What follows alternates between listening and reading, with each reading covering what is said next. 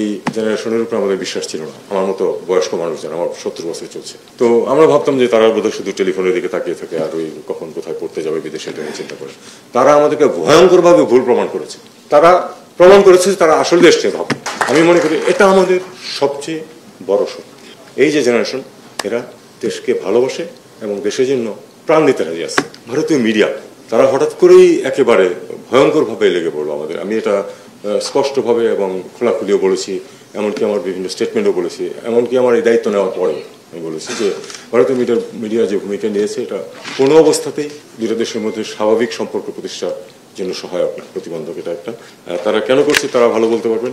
এখানে আমার মনে হয় আমাদের মিডিয়ার একটা ভূমিকা নেওয়া প্রয়োজন আছে। আমি বলি না যে ভারতীয় মিডিয়াকে ফলো করুন, না, ওইরকম রিয়াকশন আমরা চাই না, কিন্তু ভারতীয় মিডিয়াতে যেসব মিথ্যাচার হচ্ছে সেগুলিকে তুলে নিয়ে আসা।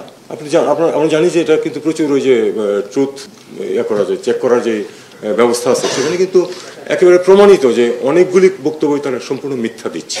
বিশ্বমানের ভিআরএম প্রযুক্তিতে তৈরি দেশের সেরা থার্মিক্স রড RICL TMX, সেগুলিকে আমি মনে করি যে আমাদের মিডিয়া আরেকটু শক্তভাবে উত্থাপন করতে পারে, আরেকটু বেশি কাভারেজ দিতে পারে।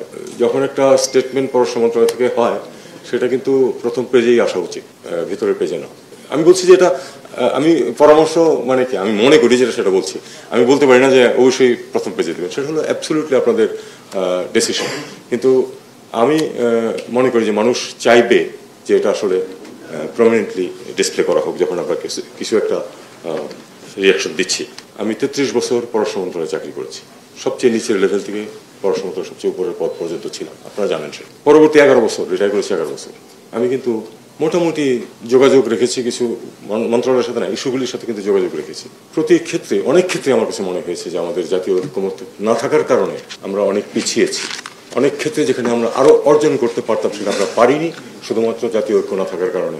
আমি কোনো দলের কথা বলছি না, আমি বলছি যে যদি দেখা গেছে সরকারি দল কিছু একটা যদি বলেছে, সঙ্গে সঙ্গে অপোজিশন সেটা সম্পূর্ণ বিরোধিতা করেছে, সাথে বিবেচনাই আমার মনে হয়েছে বিবেচনাই নেয় যে আমাদের জাতীয় স্বার্থ আছে কিনা। এই জিনিস থেকে আমাদের বেরোতে হবে। আমাদেরকে অবশ্যই জাতীয় স্বার্থ যেখানে আছে সেখানে জাতীয় ঐক্যমত থাকতে হবে।